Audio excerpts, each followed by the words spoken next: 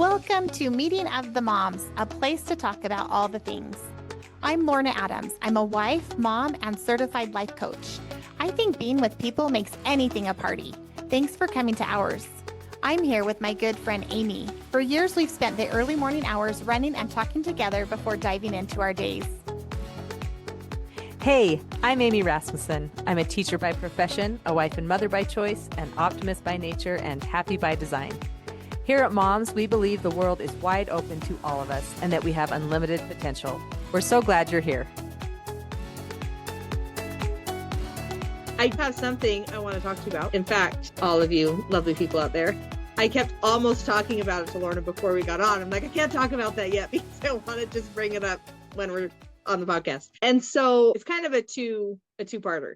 So I'm not sure where to start, but I'm going to start with this. There is a song by Avicii called Wake Me Up. The lyrics at one point say, wake me up when it's all over, when I'm wiser and I'm older. And I just happened to hear the song yesterday when I was cleaning, and it's been rolling around in my brain, this concept of, can we really be awakened later when we're older and be wiser? And I have some thoughts on that. But Lorna, what's your first response to that lyric, those lyrics, and like what we might take up from it for life? I'm actually probably going to a different place than you're heading, Amy, but I'll share That's what fine. coming up with me. Wake me up when it's all over. Just that idea of like, wait a minute, I don't want to miss it. I don't want to miss out on the things and wake up when it's over. I want to be a part of what's happening, possibly. But then I can also see if there's some hard things, maybe we do want to wake up when it's over. So that's where my brain's going. Well, I don't think it's totally not where my brain's going. I had the thought of like, I don't think we can wake up when it's all over and expect to be wiser. We'll be older, like, sure, right? We'll be older. But getting older does not actually create the wisdom. What creates the wisdom is being there, right? Being part of it and going through it. And I think so much of life is just going through it. And sometimes we think we're like, well, I want to get to that point where I've just arrived and I'm on the beach with a smoothie or whatever arrival looks like to you. And we think sometimes just because we're mortal and just in society, we think there's an arrival point and we just want to get to it. But it is this. It is like all the things. I agree. And I think it's the process that actually makes the arrival so great. I have a friend that has talked about her experiences with her kids living in her home. That is her perfect life kind of thing. And her kids, for them, their ideal life will be when they're married. And she's had this conversation with them. To them, their best life is still to come in their minds. Mm-hmm. And it makes sense. But to her, in this moment right now, with all the kids at home and doing the family thing, is the arrival or is where she wants to be, kind of an idea. And I agree with that. Like it is kind of interesting that I really am living my best life right now. And hopefully we continue to feel that way as our life continues to roll forward.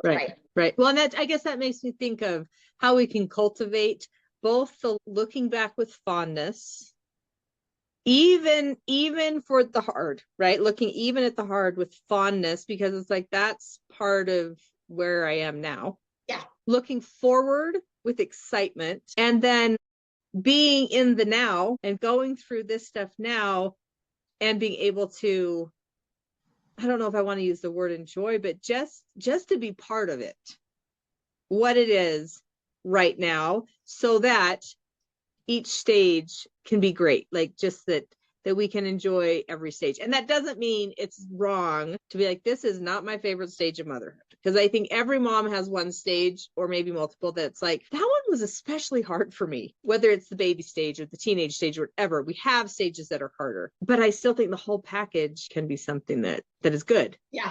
I don't know it exactly accurately, but the idea of, I wish I would have realized I was living in the good old days when I was there, kind of thing.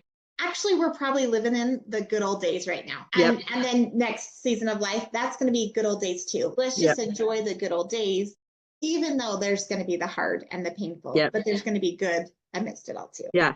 So there's another song by Macklemore that is called Good Old Days. And some of the lyrics in there are, now I'm thinking of Avicii. That's the song going through my head. But it's something about like, I wish someone would have told me then that someday these will be the good old days.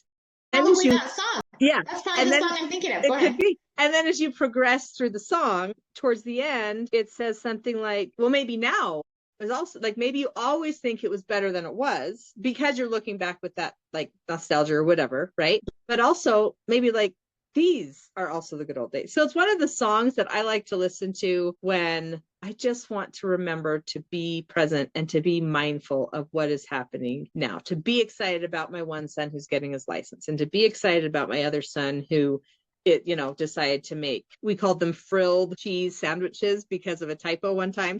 I was typing up some stuff, a recipe for grilled cheese sandwiches, which sounds weird, but it's a sandwich where you can make a little sauce that it's like mayo and you put some mustard powder in and tarragon. So there's a couple things just to remember, but I don't make them all the time. So I'm like, what is it I put in there? So anyway, but then I mistyped it frilled. And so now it's like, that's the grilled cheese is just cheese and bread, but frilled cheese is like this other thing. And so I can be happy that he made that. And I can be happy when my 11-year-old is like, hey, mom, I brushed and flossed tonight, because he's working on flossing more regularly. That in those moments, I can remember these are the good old days at every phase, which is kind of cool. Yeah. And I totally agree. I think I try to live in a way, and mostly as I came to understand coaching, I've come to just try to love all of the phases. I feel like in the past, I would worry so much about what I did wrong. And am I doing the things right? Am I being a good mom? I've been able to move past that and just to be able to enjoy what we're doing. And okay, what do I need to improve on? What do I want to fix? Whatever. And just be a little more proactive, or lots more proactive in how I live now. But I think that's the blessing of enjoying the moments, is that you don't have to dwell on the past and how, yeah, maybe I did mess up.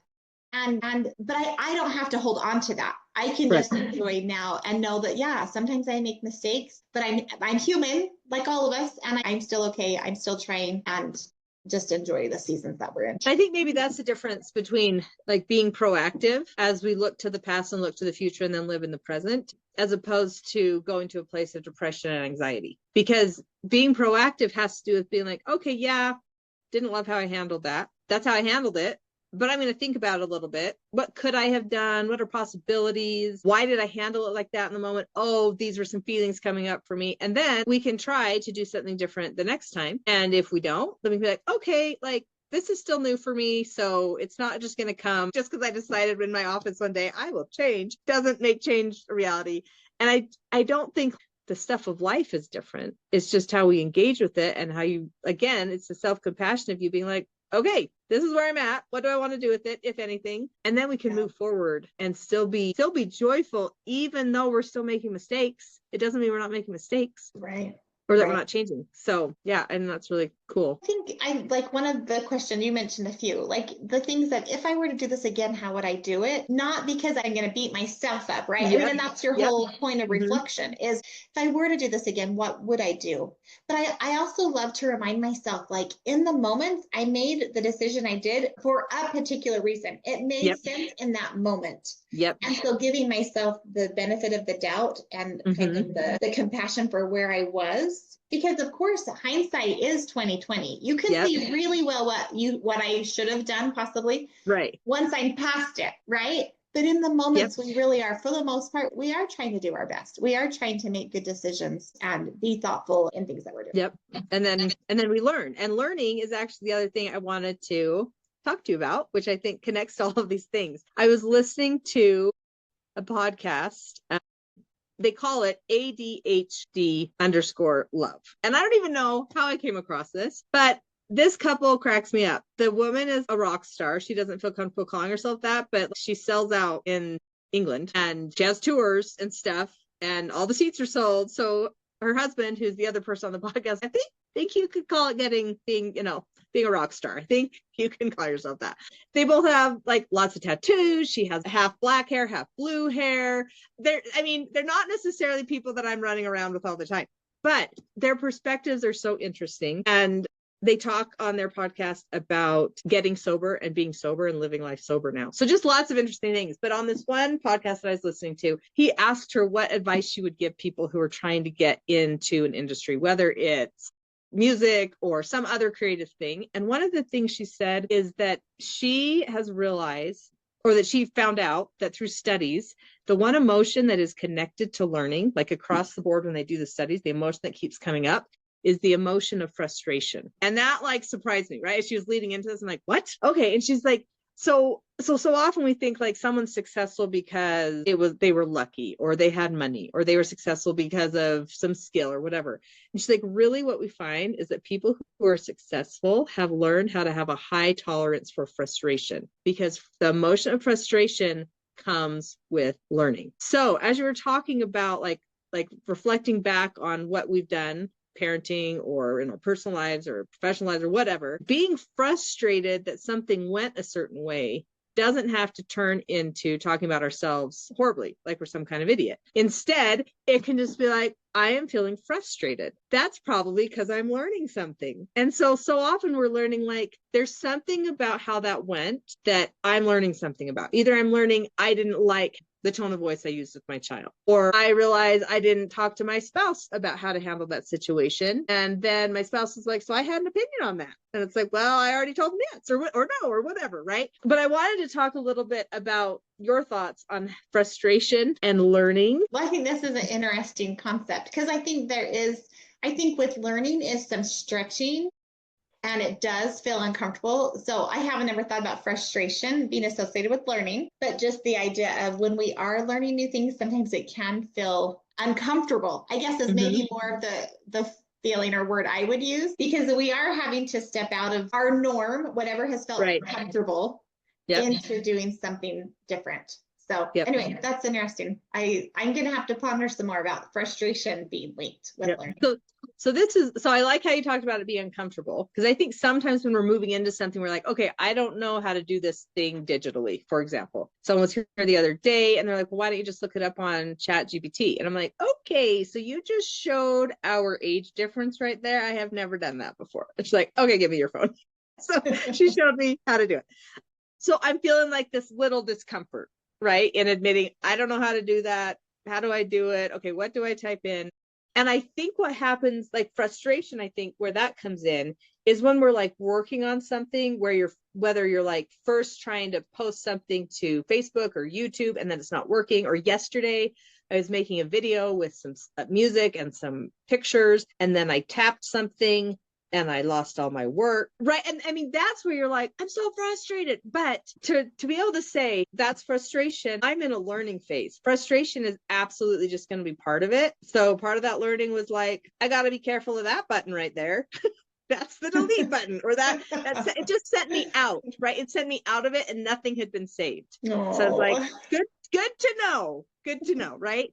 Or I'm thinking of sports. If someone is working on their free throw in basketball and they're just not getting it, and it's like that frustration enters in because they're working on it. And at the beginning, they might have felt uncomfortable, but they're like, no, I'm going to push through. I'm going to work on it. But when frustration hits, we have just reached our threshold of like that hope and excitement, and maybe even however far we've gotten at having a threshold for frustration, and we bump up against it. And just like stress can show up negatively and shut us down, I think that frustration can shut us down. If we don't realize this is a part of learning, it doesn't mean stop the practice of the free throw. It doesn't mean stop trying that rock climbing route. It doesn't mean don't write that book. What it means is take a deep breath, probably take a break, and just reassess how this is going to work. Or frustration with our kids. And that's why I thought frustration was so helpful, because a lot of times frustration comes and then we're like, I must be doing something wrong. And actually frustration comes and it's like, I'm learning stuff. I learned, like if I go out of it, I delete stuff. Oh, I'm learning that I've got to ask someone about how to do this free throw better, because whatever I've done so far, I'm not getting it. And so I need to take another step. Anyway, so that's part of where my brain went with frustration. Well, any other thoughts with that? Yeah, I love just being mindful. Like I think as humans, we just have run on autopilot so much that I don't even think we a lot of times have noticed when we are feeling frustrated or any of the emotions out there. Right. Annoyed, unhappy, sometimes even happy. Like I think we don't always notice. And there is a study, I know there's been a study done that just by naming an emotion, that can help. So even just by recognizing, oh, wait a minute, right now, doing this and feeling this way, this is frustration. Interesting. I think even that can help. And then of course, like you said, maybe it is, we want to take a break, maybe whatever, but whatever else we want to do with that information. But I think there can be so much good that comes as we just are noticing this is frustration and I do want to still keep moving forward and it is worth it. Yeah. Maybe I'm going to take a break so I can come back in maybe a different mindset to be able to work on it. I think as you were talking, I'm picturing a kid doing math specifically, but it could be writing too.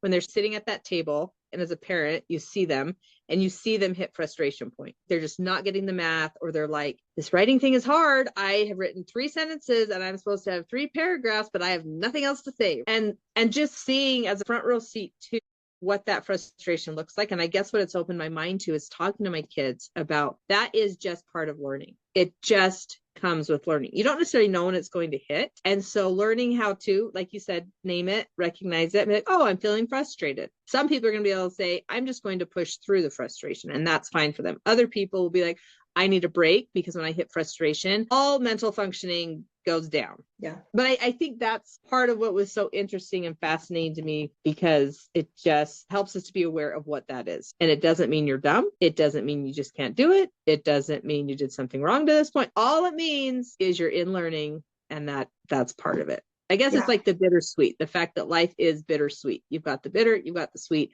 They come hand in hand. And the sooner we can just recognize that and just accept it, we're actually going to be able to deal with the bitter better and be able to taste the sweet more. Whereas if we're always fighting against it, then it can just feel really exhausting. Yeah. I guess. Yeah. So interesting. I feel like regularly I'm saying life is good and hard. And I think it's the same thing, right? Yep. There's frustration, and then there's still good, and let's keep growing and whatever. Just to tie it back to the song, I think what was interesting, since I listened to that podcast and listened to that song within close proximity to each other, that the idea of, again, the only way to do life and to do so much of learning is to go through it. The only way to learn how to be a parent, is to go through it. I swear I've heard from multiple sources of people who are like, I'm going to be an awesome parent. Or they did all the studying at school and they're like, I know all the stuff. And then they become a parent and they're like, you know what? This is what it feels like to be exhausted and not be fully functioning and still need to function. And this is what it feels like to be so angry that my child won't just do what I'm telling them, or whatever it is, right? And sometimes we just want to have this whole wake me up when it's all over, when I'm wiser. Like, can I just skip this part? But there's no skipping it. That's part of the learning. And I think I generally really love to learn, and I get excited about learning. And so even for me, it's helpful because I still hit frustration. And when I hit frustration, sometimes I'm like, why? I guess this isn't fun anymore. Let's not do it. And so it helps me to be able to get over that little speed bump myself. So anyway, kind of fun. Well, I think I really do like to take on the idea of what can I learn from this? So even with the frustration of deleting all of that work you'd done, like that, of course, is so frustrating, right? You just have spent time. But then I also like to remember, like, okay, but at least I learned some things on how to do this. Yep. And maybe by going through whatever thing that maybe didn't work out how you wanted to, maybe it did help me prepare for this next thing. I feel like there have been times in my life where I've been able to look back on where I am right now has come because of that other failure that happened in the past, or a series of failures. But now today I get it. And so I think just being open to that of, what the hard things are, but it's okay. These really are going to be good old days. The life experiences are going to help us be wiser and maybe enjoy the journey a little bit better. Yeah. And that's actually exactly what happened yesterday, because then I'm like, oh, I just lost everything I was doing. And then I was able to notice, like, this is how it will just make the highlight video for me. And then I can add pictures to it. But down below, there was another button that just said choose the pictures. And I'm like, oh, I can just choose them from the beginning. So because I had to start over, then I was a little more mindful of looking at the different options, and I chose a different option. So like I did go through different steps just because now I had to, because the other thing was gone. And so, I did see it with new eyes, and I learned new things. And I agree. I love looking at what I could learn and just the difference of the word could or can and the word should. I don't think we have to say, what should I learn from this? Because that suggests that if we would just learn that, then we wouldn't have been frustrated and have pain. Well, no, it's just, what can I learn? What are some things? It wasn't placed there in my past, so I would learn anything, but I can learn if I choose. Right. And that puts it in our court. Totally. And I think that's it. Like, that's kind of the idea. One of the other phrases I like to think about is, how is this working for me? How is this actually for my benefit? And let my brain go to work on finding some of that out. And so like you just shared in that example, it was hard and frustrating, but it all happened within, a little while of time. Yeah. So you could see, yeah, actually this is better. Now I get to learn this other stuff and it's going to work out this other way. So great. Thanks for coming to Meeting of the Moms. We hope it made your load a little lighter. We'd love to hear what's on your mind. Send your celebrations, takeaways, and suggestions for future topics to momswithamyandlorna@gmail.com. If you enjoyed the show, please like, share, and subscribe. If this isn't the right fit for you, we wish you well on your journey. Until next time, I'm Amy Rasmussen. And I'm Lorna Adams. See you next week at Moms.